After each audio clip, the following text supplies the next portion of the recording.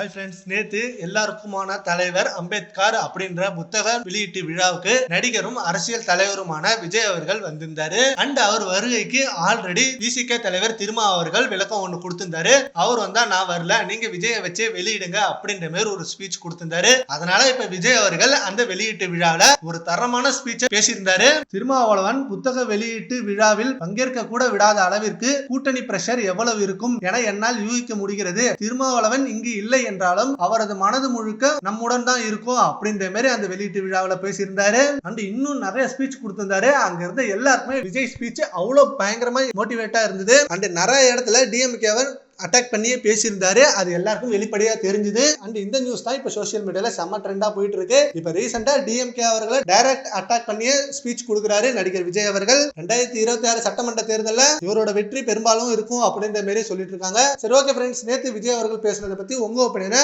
நம்ம கமெண்ட் பாக்ஸ்ல கமெண்ட் பண்ணுங்க. Thank you friends.